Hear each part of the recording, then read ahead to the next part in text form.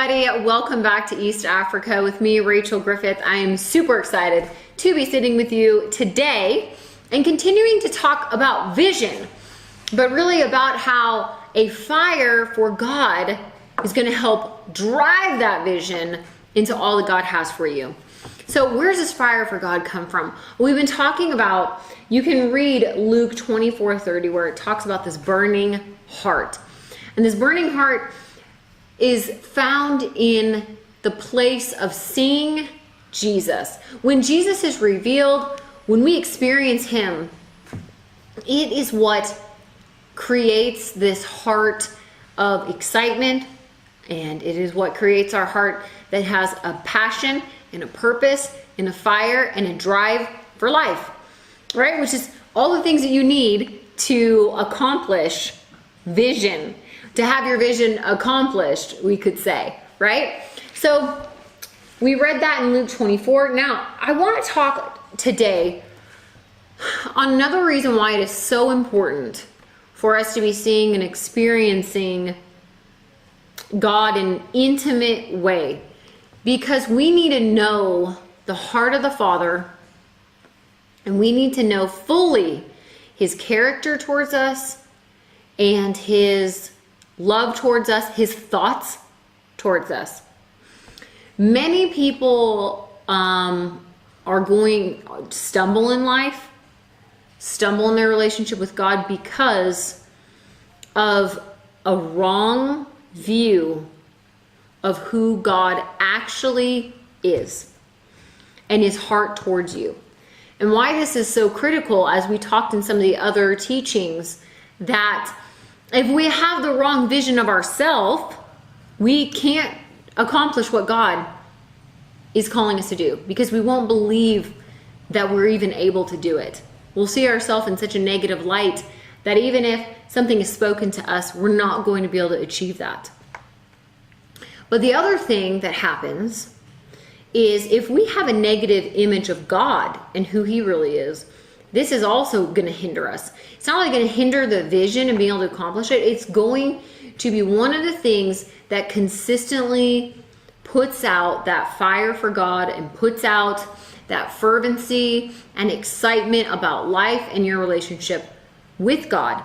If you think he is mad and angry and disappointed in you, and that he's constantly, looking at you in a way with disapproval, this is really a place that hinders not only doing what he's called you to do, because you'll never know if you're add up. You'll feel like, I don't know if I ever add up to God. I don't even know if he's happy with me or if he's pleased with me. Maybe he's just mad at me. Maybe I didn't do something right. It ruins you being able to accomplish anything for him, and it totally puts out any fire for God that you have.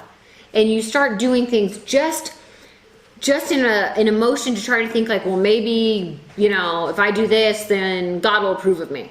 Maybe if I do this, then he'll be happy with me. And let me just tell you that this is one of the greatest misunderstandings about God that there is in the world. It is one of the biggest things that even through the church has been taught at times that is wrong about who God is. The word is incredibly clear, literally from the very, very beginning of time. Since we have the first book in Genesis to now, this misunderstanding, misconception about who God is. And let me start by reading this in 2 Corinthians 4:3.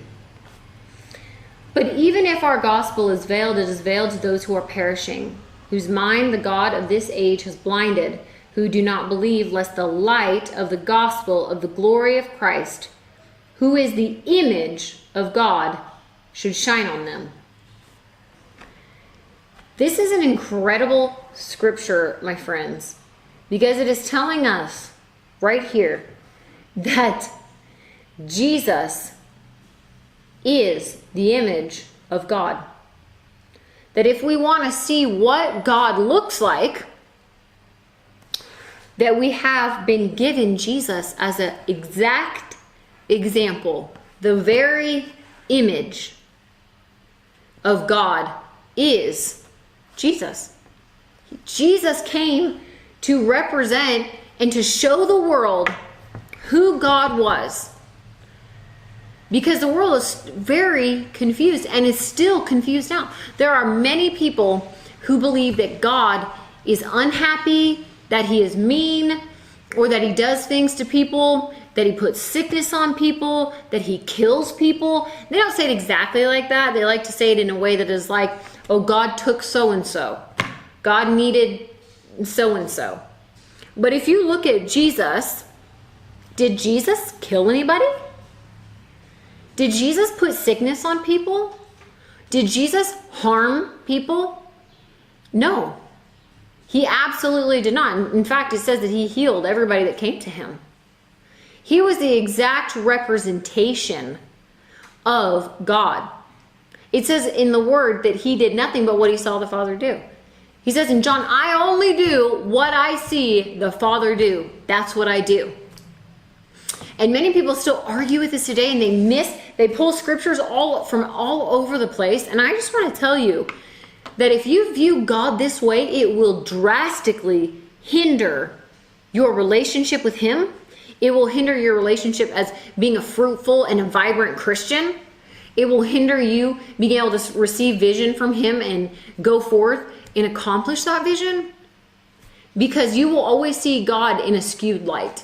You will always see him as potentially even your enemy or part of the problem and not part of the solution. And those are really blatant statements. I know people like to church up statements. They don't just say, well, God's the problem, not the solution. They just say, well, maybe God did this, to show me something, or maybe he's doing this, for a purpose, but it's harmful. Listen, there is no darkness in God or shadow of turning. He is light. He is all good all the time. And this is not just something that I am saying because I want to feel good. If God was really an angry God, then I would accept that. Like, honestly, I would be like, okay, that's what the word shows us.